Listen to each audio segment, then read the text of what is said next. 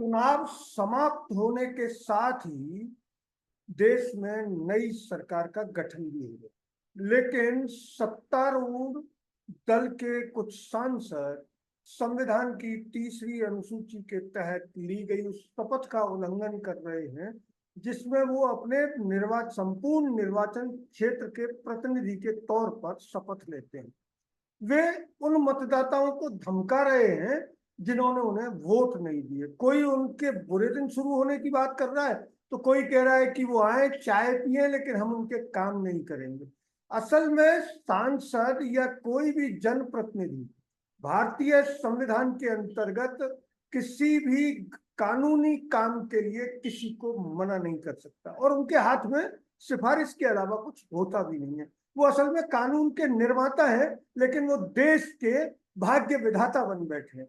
इस मुद्दे पर चर्चा के लिए विश्लेषक और राजस्थान पत्रिका के पूर्व संपादक गोविंद चतुर्वेदी जी चर्चा के लिए मौजूद हैं। वो बताएंगे कि जो सांसद इन दिनों जो व्यवहार कर रहे हैं चुनाव के बाद, वो सही है, गलत है, या मतदाताओं को उनसे किस प्रकार निपटना चाहिए।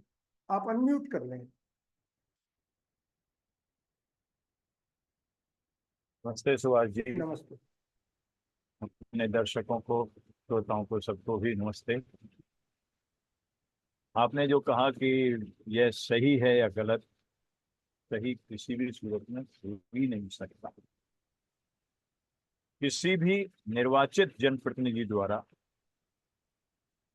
चाहे वो पंचायत के लिए चुना गया हो, जिला परिषद के लिए चुना गया हो, राज्य की विधानसभा के लिए चुना गया हो, या फिर देश की सबसे बड़ी पंचायत कही जाने वाली संसद के लिए चुना गया हो, उसका यह कहना कि मैं अमुक जाति या अमुक धर्म के लोगों के काम नहीं करूंगा, तो निहायत ही गैर जिम्मेदाराना, संविधान की भावना के विपरीत और उनके खुद के निर्वाचन के भी विपरीत है।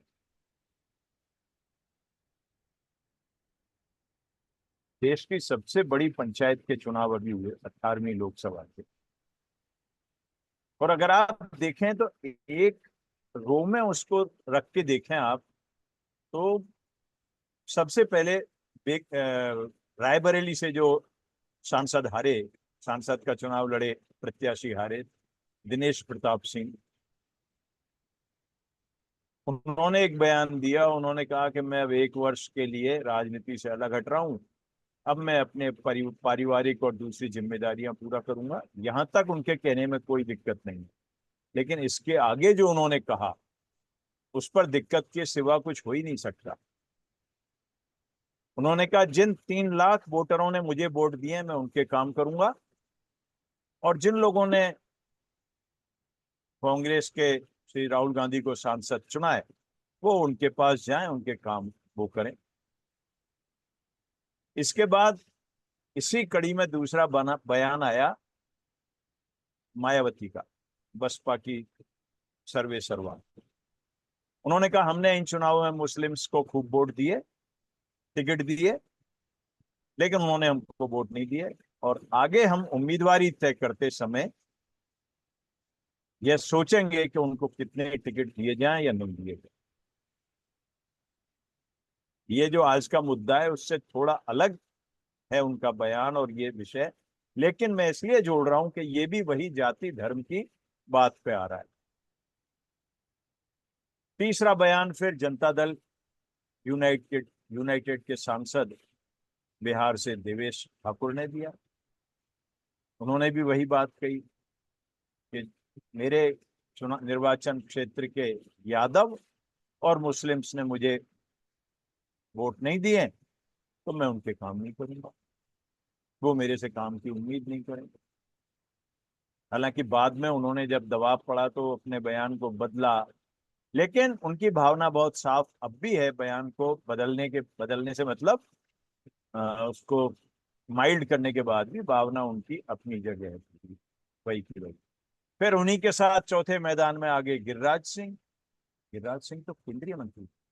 हालांकि गिरिराज सिंह के बयान पे देश में किसी को आश्चर्य नहीं होगा, क्योंकि वो इसी तरह की बयानबाजी करते रहे। वो इसी के लिए मशहूर है। और ये अनफॉर्चुनेट है कि ये वो जीत के भी आते हैं, पार्टियां उनको टिकट भी देती हैं ऐसे लोगों को, और फिर वो ऐसे, उन्होंने भी वही कहा, उन्होंने कहा कि मेरे निर्वाचन क्षेत्र में भी यही हुआ है। आमतौर पे आप और हम कम से कम अपने इस चैनल पर जाति और धर्म की बात भी नहीं करते हैं और जाति और धर्म के नाम भी नहीं लेते हैं, लेकिन यहाँ इस विषय को समझाने के लिए मजबूरी है नाम लेना, इसलिए वो नाम लिए जा रहे हैं कि उन्होंने फिर, गिरिराज सिंह ने भी जिस जाति के बारे में देवेश ठाकुर ने कहा उसका नाम लिया। उन्होंने कहा कि वो तो भटक गए, लेकिन दूसरे धर्म के लोगों के लिए उन्होंने कहा कि नहीं, उनको तो, उनके तो काम करने का मेरा कोई मन नहीं है, मैं उनके काम नहीं करूंगा। और इन सबसे ऊपर निकले अंडमान निकोबार के सांसद, भाजपा के सांसद हैं,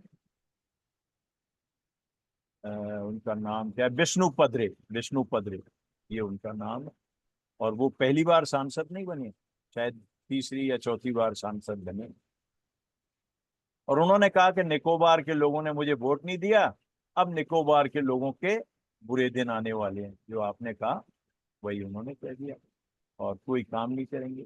अब इन सबको जोड़ करके अगर अपन एक साथ देखें तो मतलब देश का माहौल कुछ समझ में नहीं आ रहा कि आप देश को किधर ले जाना चाहते हैं।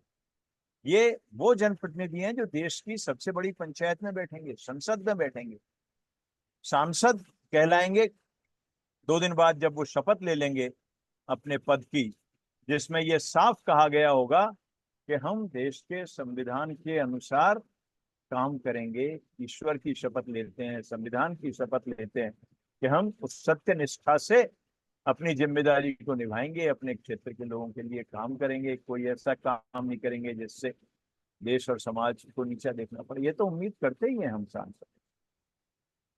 तो अब ये सब इन लोगों के इन बयानों के बाद ये लगता है कि हम जा कहाँ रहे हैं, और हम जा कहाँ रहे हैं में मेरा ये कहना है शिवाजी, सांसद सबके होते, हर आदमी उनसे उम्मीद करता है कि वो उनके काम करें, क्षेत्र के सर्वांगीण विकास के लिए काम करें, और बिना इस भेदभाव के काम करें कि उनको किसी ने वोट दिया या नहीं दिया। यहां यह कहने में मुझे कोई दिक्कत नहीं है, और सब जानते हैं कि हो सकता है और हुआ होगा कि राजनीतिक तौर पर कार्यों में पक्षपात पहले भी होता रहा है, पहले भी ऐसी शिकायतें आती रही हैं समय समय पर, लेकिन एलानिया ये कहना कि मैं काम एक्स जाति के या एक्स धर्म के लोगों के नहीं करूंगा, या उनके बुरे दिन आने वाले हैं, उनके अच्छे दिन अब नहीं रहेंगे, ये देश में हम पहली बार सुन रहे हैं। कोई भी राजनीतिक दल, किसी भी राजनीतिक दल से जुड़े लोग अगर ऐसा करते हैं, और राष्ट्रीय राजनीतिक दल के लोग करते हैं, भाजपा के साथ जनता दल यूनाइटेड के सांसद भी अगर ऐसा करते हैं, तो वो बहुत अच्छी बात नहीं है। और मेरे को जो एक अच्छी चीज इसमें और नहीं लग रही वो ये है कि इन सबके बयानों के बाद राष्ट्रीय स्तर पर किसी भी दोनों राजनीतिक दलों में से किसी के भी जिम्मेदार पदाधिकारी ने आगे आकर ये नहीं कहा कि ये गलत बात है, ये नहीं होना चाहिए। छोटे मोटे लेवल पे अगर किसी ने कहा हो तो पता नहीं। यहाँ आपको पूर्णिया के जो सांसद हैं पप्पू यादव, उनकी सराहना करनी चाहिए, उनका जिक्र भी किया जाना चाहिए। भले राजनीति होगी, क्योंकि राजनीति तो सब कर रहे हैं, जिन 5 लोगों ने बयान दिए वो भी राजनीति कर रहे हैं, लेकिन पप्पू यादव ने कहा कि सीतामढ़ी के किसी भी धर्म और किसी भी जाति के लोगों को चिंता करने की जरूरत नहीं है, मैं पूर्णिया के साथ साथ सीतामढ़ी के लोगों के भी काम करूंगा। अब सुभाष जी एक चीज साथ के साथ यहाँ ये भी होती है कि जब इस तरह के बयान जाति और धर्म के आधार पर काम नहीं करने के बयान देश की प्रमुख राजनीतिक दलों के शीर्ष, मतलब 543 लोगों में शामिल हो गए ये सारे, अगर वो देते हैं और उनकी पार्टियां जो सत्तारूढ़ हैं जनता दल यूं भी सत्ता में साझीदार है, बीजेपी तो है ही सत्ता में, वो देते हैं और उसके बाद अगर कुछ नहीं कहा जाता है। आप देखिए पिछले सालों में जो इस देश में ये शुरू हुआ, बिलो द बेल्ट बात करना, राजनीतिक बयानबाजी में ओछे शब्दों का इस्तेमाल करना, हमारे सारे श्रोता और दर्शकों को ध्यान होगा कि समय समय पर जब ऐसे बयान आए हैं तो एक सीमा के बाद राष्ट्रीय स्तर पर प्रमुख नेताओं ने, जिनमें पार्टियों के अध्यक्ष स्वयं प्रधानमंत्री तक शामिल हैं, उन्होंने अपनी पार्टियों के लोगों को कहा कि नहीं ऐसा मत करिए, ये ठीक नहीं। लेकिन उसके बाद भी वो सारी बातें होती रहीं, बढ़ती रहीं। तब फिर आप क्या मानेंगे? अगर इन लोगों ने, जिन्होंने भी ये बयान दिए, मेरा मानना यह है कि अगर इन लोगों पर एक्शन नहीं होता है तब फिर ये माना जाएगा कि उनकी पार्टी की शह है ऐसी बयानबाजी करने के लिए, और वो उस आचरण के विपरीत है जिसमें जाकर के वो पार्टियां किसी धर्म और जाति, हर धर्म और हर जाति के लोगों को लुभाने की कोशिश करती हैं और उनके साथ फिर व्यवहार ऐसा। वोट कोई दे ना दे, इससे कोई बात नहीं है ना। इस देश में लोकतंत्र की यही तो खूबी है कि आपको मैं पसंद हूं, मैं आपके साथ रहूंगा, आप पसंद नहीं हो, मैं दूसरे के साथ जाऊंगा। लेकिन जो चुना गया वो उस क्षेत्र का सांसद है, वो उस क्षेत्र का जनप्रतिनिधि है। तो मतलब मैं एक शब्द में कहूं तो इससे ज्यादा दुर्भाग्यपूर्ण स्थिति भारतीय लोकतंत्र के लिए नहीं हो सकती कि हमारे जिम्मेदार और निर्वाचित जनप्रतिनिधि ऐसी बातें करें।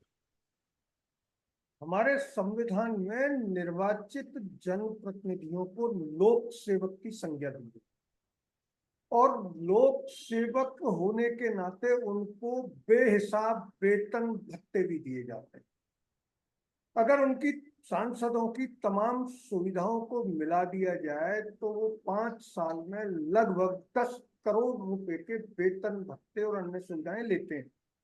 जनप्रतिनिधित्व कानून ये कहता है कि एक लोक सेवक जनता के प्रति जवाबदेह है, और अगर वो अपनी जवाबदेही से मुकरता है जैसा कि ये बयान बता रहे हैं, तो क्या चुनाव आयोग को उनके खिलाफ एक्शन नहीं लेना चाहिए? तो बाजी निश्चित तौर पर आप जो कह रहे हैं,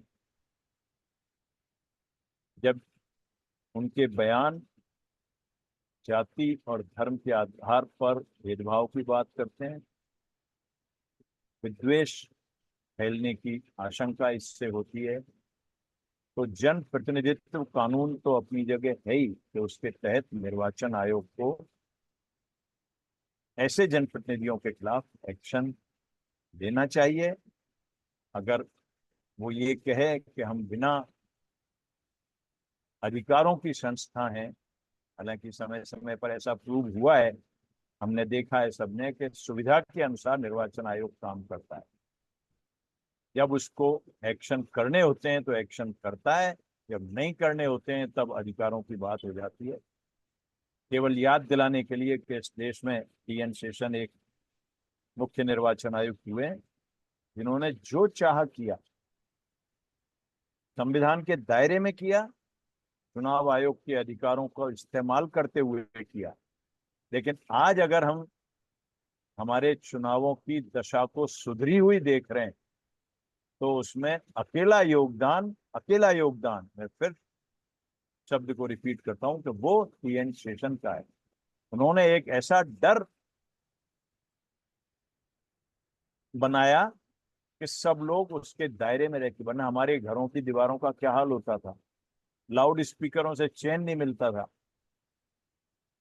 तो आप सही कह रहे हैं कि निर्वाचन आयोग को इस पर सबसे पहले आना चाहिए, लेकिन मैं उससे आगे बढ़ के राजनीतिक दलों से भी उम्मीद करता हूं कि वो भी इसमें अपने अपने दलों के सांसदों पर जो भी अधिकतम कार्रवाई, कड़ी कार्रवाई हो सकती है वो करें। और अगर कोई कुछ ना करे तो जो आपने कहा, फिर यह सुप्रीम कोर्ट के पास होना चाहिए। सुप्रीम कोर्ट को अगर जरूरत पड़े तो सोमोटो भी इसमें आगे आकर और ऐसे जनप्रतिनिधियों को टास्क पर लेना चाहिए, या तो वो माफी मांगे अपने किए की, और केवल माफी नहीं, सुप्रीम कोर्ट को या किसी भी जिम्मेदार संस्था को यह भी देखना चाहिए कि वो अपनी इस चेतावनी को अमली जामा पहनाने के लिए अगले 5 सालों में इस तरह की भेदभावपूर्ण कार्रवाई ना करें, उसकी भी व्यवस्था सुनिश्चित करनी चाहिए। मैं इसको राजनीतिक दलों के दायरे से बाहर निकालकर आईपीसी के दायरे में एक सवाल करना चाहता हूं। आईपीसी कहता है कि आप उन व्यक्तियों की मानहानि नहीं कर सकते जो आपकी आजीविका प्रदान करते हैं। मासिक लाखों के वेतन भत्ते लेने वाले सांसद जनता के सेवक हैं। लोक सेवक हमने उनको एक उनकी इज्जत बढ़ाने के लिए दिया है, लेकिन जिस तरह से वो अपने वेतन भत्ते मनमाने तरीके से बढ़ाते रहते हैं, उस तरीके से वो जनता के सेवक हैं। अगर मैं बहुत फूहड़ भाषा में कहूं तो 5 साल के लिए चुने हुए नौकर हैं। तो क्या इन नौकरों को अपने मालिकों की आपराधिक मानहानि करने के आरोप में आईपीसी के तहत कार्रवाई का सामना नहीं करना चाहिए?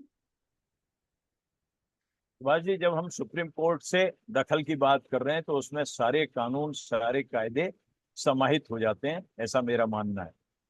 उनको कोई हक नहीं है कि वो अपने मालिक की, लोकतंत्र में वोटर मालिक ही तो है, जो आप कह रहे हैं नौकर, लोक सेवक, और मैं उसको कह रहा हूं कि वो मालिक, वोटर मालिक है जो वोट दे रहा है।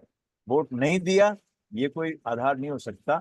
इसलिए मैं सुप्रीम कोर्ट तक जाकर के बात कर रहा हूं कि अगर किसी लेवल पर ना हो, लेकिन ये भी हमको उम्मीद करनी चाहिए कि देश के प्रधानमंत्री, देश के गृह मंत्री और देश के दूसरे जिम्मेदार राजनेता जो भी हैं, वो इस पर एक्शन लें, राजनीतिक दल एक्शन लें, और फिर कोई न ले तो इसको और आगे बढ़ने के पहले, इससे पहले कि इन 5 के बाद और 25 लोग इस कड़ी में जुड़ें और देश में बदमजगी फैले और देश एक, क्या कहूं, किन दिनों की तरफ जाए, उसके पहले सुप्रीम कोर्ट को इस मामले में दखल करके ऐसे लोगों को वार्न करना चाहिए, और वो अगर समझने को तैयार न हो तो कानूनन उनकी सदस्यता रद्द करने तक की स्थितियां भी आ सकती हैं। वो भी ऐसे काम करने चाहिए जिससे कि दूसरे फिर लोग ऐसा करने की हिम्मत और हिमाकत न कर पाए। एक सवाल है, एक आम नागरिक, एक वोटर की हैसियत से हम ये पूछना चाहते हैं कि ये जो लोक सेवक जिस तरह से कह रहे हैं, तो उनको ये गलतफहमी कैसे पैदा हुई कि वो काम करते हैं लोगों की? वो ओनली कानून बनाने के लिए और देश की सरकार को समर्थन देकर सही मुद्दों पर सरकार को चलवाने के लिए चुने गए हैं। वो गैर कानूनी काम की ना तो सिफारिश कर सकते हैं, और ना ही गैर कानूनी काम करने पर या सिफारिश करने पर उनको किसी तरह का रिलैक्सेशन दिया गया है। तो फिर वो कौन से काम नहीं करने की धमकियां दे रहे हैं? उनके हाथ में तो कुछ काम करने का है ही नहीं सिवाय सिफारिश के। तो किन कामों को करने की धमकी दे रहे हैं? सुभाष जी, इसमें हमको बहुत बड़ा पलक लेना पड़ेगा, और मुझे लगता है कि वो हम कभी किसी और दिन ऐसा कर सकते हैं। लेकिन तात्कालिक रूप से मैं इसमें ये कहना चाहता हूं कि पिछले दशकों में ऐसी बहुत सी बातें हुई जिससे इन निर्वाचित जनप्रतिनिधियों को यह गलतफहमी होना शुरू हुआ कि वो लोकतंत्र के भाग्य विधाता है। वो जनता या मतदाता भाग्य विधाता नहीं है जो उनको वोट देती है। इसमें एक हिस्सा, मैंने फिर कह रहा हूं कि वो लंबी डिबेट का है, लेकिन एक हिस्सा स्वयं उन मतदाताओं का है जो अपने छोटे छोटे निहित स्वार्थों के लिए इन जनप्रतिनिधियों के आगे जाके हाथ फैलाते हैं और उसके लिए उनसे कंप्रोमाइज करते हैं। नंबर 1। नंबर 2, इसके बाद फिर कार्यपालिका, फिर व्यवस्थापिका ने क्या किया कि एक सांसद को, एक विधायक को विधायक पोस्ट दे दिया, सांसद पोस्ट दे दिया। फिर इसी तरह से नीचे की और संस्थाओं के लिए हो गया, इनके वेतन भत्ते बड़े बड़े हो गए। तो इन सब चीजों से फिर कार्यपालिका जब बहुत सीधे कहें तो रीढ़ विहीन हो गई। उसके बाद मैं सबके लिए नहीं कह रहा हूं, यहाँ ये भी मैं अपने आप को सुधारता हूं कि सारी कार्यपालिका के लिए नहीं है, सारी व्यवस्थापिका के लिए नहीं है, सबके लिए नहीं है, लेकिन अधिकांश हिस्से ऐसे हो गए जो फिर कायदे में काम नहीं करते। तो कायदे में काम नहीं करते तो सांसद, जिसकी कोई, जो आप बार बार फोकस कर रहे हैं, सांसद और विधायक और निर्वाचित जनप्रतिनिधियों का जो जिस फोरम के लिए निर्वाचित हुआ है, काम यही है ना कि वो वहां पे कानून निर्माण करे, विधानसभा में बैठ के करे, लोकसभा में बैठ के करे, कानून का इम्प्लीमेंटेशन प्रॉपर हो रहा है नहीं ये देखे, कानून में जहां संशोधन की जरूरत है उनको करें। लेकिन वहां हमने सांसद कार्यालय खोल दिया, सांसद प्रतिनिधि बिठा दिए, फिर उनको भी हमने वेतन भत्ते देना शुरू कर दिया मासिक। तो इस सब से सांसद या विधायक जो भी कोई हुए निर्वाचित जनप्रतिनिधि, उनको लगा कि उनके पास अधिकार असीमित हैं। फिर वो तबादलों के लिए फोन करने लग गए, फिर वो विकास कार्यों के लिए फोन करने लग गए, यहाँ करना यहाँ मत करना। जो अभी हम बात कर रहे थे, ये सब काम पहले भी मान लीजिए होते रहे होंगे, शिकायतें आती थी पहले भी, लेकिन वो बहुत ऐसी शिकायतें थी जिनका कोई बहुत ज्यादा वजूद नहीं होता था। रही बात यह पता चलने की कि किस क्षेत्र से, किस जाति या किस धर्म के लोगों ने मुझे वोट दिए या नहीं दिए, इसका पहले कोई प्रावधान ही नहीं था, कोई पता ही नहीं लगा सकता था। क्योंकि बैलेट पेपर की जब गिनती होती थी, मत पत्रों की, तो उनकी सबसे पहले मिक्सिंग होती थी। ये अनफॉर्चुनेट है, कब शुरू हुआ ये देखना, ये तुरंत शायद मैं नहीं बता पाऊंगा, लेकिन जब से भी ये सिस्टम शुरू हुआ, मोटे तौर पे हो सकता है कि वो ईवीएम मशीन के अस्तित्व में आने के बाद या प्रयोग में आने के बाद शुरू हुआ हो, लेकिन आज की स्थिति ये हो गई कि हर आदमी को ये पता चल जाता है कि छोटे से छोटे बूथ पर मुझे किसने वोट दिया, किसने वोट नहीं दिया, किन्होंने वोट दिया, किन्होंने नहीं दिया, कितने वोट मुझे मिले, कितने नहीं मिले। और उसके आधार पर फिर वो ये अंदाज लगाते हैं कि मुझे यहाँ से इस जाति के लोगों ने वोट नहीं दिया, इस धर्म के लोगों ने वोट नहीं दिया, और वहां जाकर के फिर ये भेदभाव की शिकायतें आती हैं। तो यहाँ एक चीज हम ये भी उल्लेख करना चाहेंगे कि ऐसी व्यवस्था भी निर्वाचन आयोग को और भारतीय संसद को, विधानसभाओं को, सबको बनानी चाहिए कि किसी भी तरह किसी भी निर्वाचित जनप्रतिनिधि को या राजनीतिक दल को यह पता न चल पाए कि किन्होंने उनको वोट दिया और किन्होंने उनको वोट नहीं दिया। यह व्यवस्था भारतीय लोकतंत्र के हित में शायद बहुत बड़ी होगी। जैसा आप बता रहे हैं, निर्वाचन आयोग के कंधों पर बहुत बड़ा दायित्व, लेकिन हम पिछले 15-20 साल से जो देख रहे हैं, निर्वाचन आयोग लगातार सत्ताधीशों के आगे नतमस्तक नजर आ रहा है। तो उससे तो उम्मीद करना, मुझे तो नहीं लगता, हो सकता है देश के अन्य विश्लेषक और विचारकों को इसकी उम्मीद हो, क्योंकि जिस तरह से निर्वाचन आयोग एकदम रेंगने लगा है, उस हिसाब से क्या आईपीसी और उच्चतम न्यायालय के हालात भी इन दिनों वो काम के बोझ से बहुत दबा हुआ है, कई बार कह चुका है, और उनकी अपनी थिंकिंग और उनका अपना दायरा है। लेकिन क्या कानून के तहत इसके लिए निर्वाचन आयोग को बाध्य किया जा सकता है कि वो ये नहीं, काम तत्काल करे? निश्चित रूप से किया जा सकता है, और उसके लिए सारे तमाम राजनीतिक दलों को आगे आना होगा। तमाम राजनीतिक दल ही नहीं सुभाष जी, मेरा मानना यह है कि ये राजनीति का विषय ही नहीं है, राजनीतिक दलों का भी विषय नहीं है।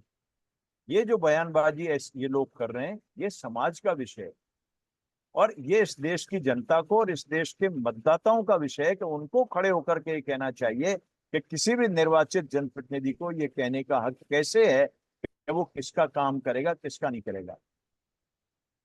एक आप पहले धर्म की बात करें, फिर धर्म के बाद आके आप जाति की बात करने लग जाएं, जाति की बात के बाद आप क्षेत्र की बात करने लग जाएंगे। तो ये तो सीधा सीधा इन निर्वाचित जनप्रतिनिधियों के द्वारा उस क्षेत्र के मतदाताओं के अधिकारों का हनन है। और मेरा मानना यह है कि जब तक इस देश में मतदाता खड़े नहीं होंगे, देश की जनता खड़ी नहीं होगी, तब तक ऐसे राजनेताओं पर कोई कानून आप बना लो, कोई संस्था की बात कर लो, वो लगाम लगना बड़ा मुश्किल होगा। अगर आम आवाम खड़ी होगी, जो विभिन्न सामाजिक संस्थाएं, संगठन हैं, वो खड़े होंगे। उनके दबाव में फिर राजनीतिक दल या तो अपने आप को उसी स्टेज पे बदल लेंगे, राजनेता अपने आप को बदल लेंगे, और नहीं बदलेंगे तो फिर उन सबको मिलकर के दबाव बनाना चाहिए निर्वाचन आयोग पर, सरकार पर, और फिर आगे जिन जिन भी संस्थाओं की जरूरत पड़े उन सब पर। लेकिन वो दबाव ज्यादा महत्वपूर्ण होगा। यहाँ अभी जो हम कानून की बात कर रहे हैं, मेरा मानना यह है सुभाष जी कि हमने इस देश में जितने कानून बना दिए और समाज को उन कानूनों से जितना अलग कर दिया, समाज की हमने हैसियत ही खत्म कर दी। समाज का कोई रोल नहीं रह गया, चाहे वो घर के लिए बनने वाले कानून हो, व्यक्ति के लिए बनने वाले कानून हो। आज के 30, 40, 50 साल पहले समाज ही सब कुछ था, लेकिन हमने धीरे धीरे उस समाज संस्था को कमजोर किया और कानून हर तक दखल करने वाले बना दिए। मेरा मानना यह है कि इस विषय पर भी, और देश की जनता ने अपना जनादेश बहुत स्पष्ट दिया है, आप अगर उसको जाके देखेंगे तो उसने बहुत स्पष्ट जनादेश दिया कि उसको धर्म की राजनीति, जाति की राजनीति, क्षेत्र की राजनीति पसंद नहीं है। उस जनादेश का भी सम्मान करते हुए सबको मिलकर के उस दिशा में काम करना। आवाज खलक नक्कारे खुदा, उर्दू का ये शेर, इसका हिंदी अर्थ है कि जनता की आवाज खुदा के यानी भगवान के नक्कारे के समान। लेकिन हमारे जनप्रतिनिधि उस नक्कारे की आवाज को सुनने से इनकार कर चुके। अगर ये वीडियो आपको अच्छा लगा तो इसे लाइक करें, शेयर करें, और हाँ, हिंदी हेडलाइन चैनल को सब्सक्राइब जरूर करें।